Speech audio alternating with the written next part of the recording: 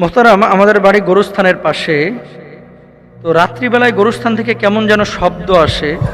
সেই সাথে মাঝে মাঝে আমরা জানালা খুললে দেখতে পাই যে সাদা একটা অস্তিত্ব, কখনো গাছের ওপরে কখনো গাছের নিচে।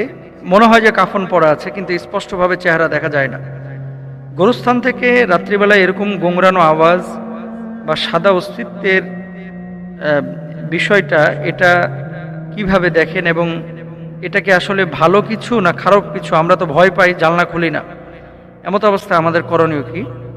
প্রশ্নটি করেছেন আবু হানিফ, হাতিবান্ধা, লালমনিরহাট থেকে। খুব ইম্পর্টেন্ট একটা বিষয়। বিশেষ করে রাত্রিবেলায় যে গোরস্থানে কত ঘটনা ঘটে, যাদের বাসাবাড়ি গোরস্থানের পাশে হয়তো বা মাঝে মাঝে টের পান, অনেকে টের পান না। গ্রাম অঞ্চলে বেশি দেখা যায়। এমন এমন শব্দ হচ্ছে, বাচ্চা কান্না করতেছে, এরকম শব্দ, অথচ জানলা খুলে দেখেন কিচ্ছু নাই। আবার জানলা লাগায় শুয়েছেন কম্বলের নিচে, আবার দেখতেছেন কান্নার আওয়াজ। এমনটা হয়। আমি যখন মাদ্রাসায় পড়তাম ছোটবেলায়, হিফজখানায়, পাশে গোরস্থান ছিল। তো পাশে গোরস্থান বলতে একই মহল্লায় আর কি। রাত্রিকালীন সময় যখন খাবার দাবার খেয়ে একসাথে গ্রুপ বেঁধে আমরা গোরস্থানের পাশ দিয়ে আসতাম, কিছু একটা টের পেতাম যে কেউ হয়তো আমাদেরকে ফলো করতেছে। পেছনে তাকায় দেখে আসলে কেউ নাই। তো ছোটবেলায় মারাত্মক ভয় পাইতাম, পরে যাওয়া বন্ধ করে দিয়েছিলাম। রাত্রিকালীন সময়ে গোরস্থানে অনেকে অনেকভাবে ব্যাখ্যা করে থাকেন বাংলাদেশে। আসলে রাসূল আকরাম সাল্লাল্লাহু আলাইহি ওয়াসাল্লামের হাদিসগুলো বিবেচনা করলে আপনি দেখবেন যে কবরের আযাব এটা সত্য, আপনি দেখবেন কবরের জিন্দেগি এটা সত্য।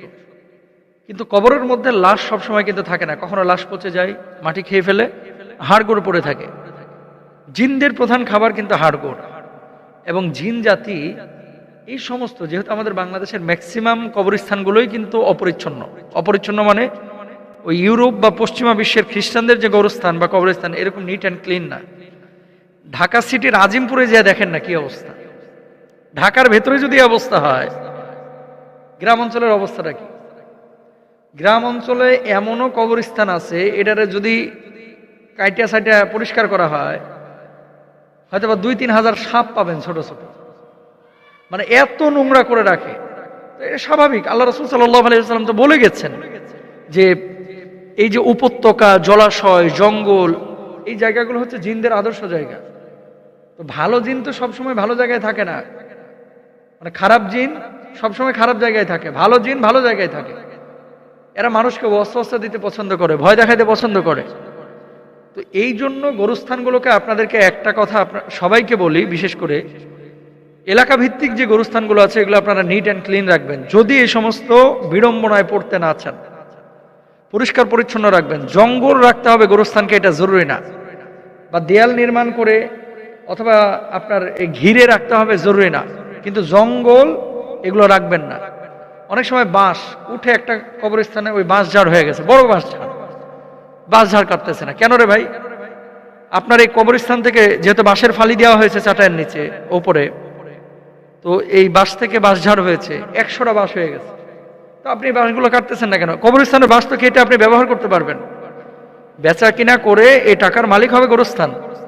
তো বাঁশ ঝাড় হতে হতে এত বড় হয়ে গেছে যে এটার কোনো হদিসই নাই। আপনাদেরকে একটা কথা বলি, রাত্রিবেলায় যদি এরকম আওয়াজ পান গোরস্থানের পাশ থেকে, আপনারা জানালা খুলবেন না। বরং যেটা করবেন, আয়াতুল কুরসি পড়বেন। আয়াতুল কুরসি পড়ে ওর মতো থাক, আপনি আপনার মতো থাকেন। ছাদের মধ্যে হরমর হরমর করে শব্দ করতেছে, টিনের উপরে কে যেন ঢিল মারতেছে, মনে হচ্ছে আম পড়তেছে, ঘোড়ার ডিম, কিচ্ছু নাই। যা দেখতেছে কিচ্ছু নাই, এরকম হয়। এসব ক্ষেত্রে আপনাদেরকে বলবো আয়াতুল কুরসিটা সবসময় চলমান রাখবেন। আর সূরা বাকারা এর আগেও একদিন বলেছি, এটা পারলে লাউড স্পিকারে একটু সাইডে রাখেন। যখন দেখবেন যে আপনারা ঘুমাইতেই দিচ্ছে না বা খুব ডিস্টার্ব করতেছে, জানালার কাছে মোবাইল ফোনটা লাউড স্পিকারে সূরা বাকারা সাইডে থুয়ে দিবেন। আপনি বলবেন যে এটা কি রাসূল সাল্লাল্লাহু আলাইহি ওয়াসাল্লাম বলছে যে জানালার কাছে মোবাইল রাখতে? তো নবীর জামানায় কি মোবাইল ছিল? নবীর জামানায় তো মোবাইল ছিল না, কিন্তু এগুলো তো কোরআনের তদবির, কোরআনের চিকিৎসা। কারণ আমরা ফোন দেওয়া শুরু করবে, হুজুর আমার গোরস্থানে সাপ দেখছি, আমার গোরস্থানে গরু দৌড় মারছে দেখছি, আমার গোরস্থানে কি যেন দেখছি, শুরু হয়ে যাবে। না, আপনাদেরকে বলি গোরস্থান পরিষ্কার রাখবেন। সাদা কোনো কিছু যদি অস্তিত্বে আপনারা টের পান, সেদিকে আপনি তাকাচ্ছেন কেন? তাকাবেন না। তো গোরস্থানে রাত্রিবেলায় যাওয়ার চেষ্টাও করবেন না। অনেক সময় গর্ভবতী মহিলারা গোরস্থানের পাশ দিয়ে যান, সমূহ সম্ভাবনা আছে ইফেক্ট করার। প্রেগনেন্ট কোনো মহিলা গোরস্থানের পাশ দিয়ে রাত্রিবেলায় এরকম হেঁটে যাবেন না। এবং এটা পরীক্ষিত একটা বিষয়। ওই যে শীতকাল, এখন পিঠা বানাবে অনেকে, তেলের পিঠা, ভাপা পিঠা, এই সেই পিঠা, এই পিঠা টিঠা বানায়া তৈলাক্ত জিনিসগুলোকে অনেক সময় ব্যাগে করে নিয়ে গোরস্থানের পাশ দিয়ে যায়। এটা করেন না। বহু মানুষ ক্ষতির সম্মুখীন হয়েছে। এবং এই সমস্ত কথাগুলো যখন বলা হয়, অনেক মানুষ বলবে, হুজুর সনাতনী কথাবার্তা কই পাইছে এগুলা। কিন্তু যখন আবার ধরা খায় তখন আবার হুজুরের কাছে দৌড়ায় আসে, হুজুর এটা তো জীবনেও কল্পনা করি না। ইউরোপের মতো দেশে এরকম ঘটনা ঘটবে, এটা কি জীবনে কেউ কল্পনা করছে? বাঙালি ইউরোপে থাকে, এরকম হয়েছে, ঘরের মধ্যে এই ধরনের প্রবলেমে পড়তেছে।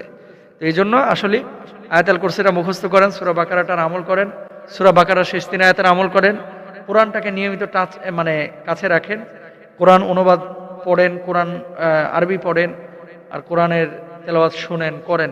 ইনশাআল্লাহ এগুলো থেকে বাঁচতে পারবেন। আল্লাহ তৌফিক দান করুন।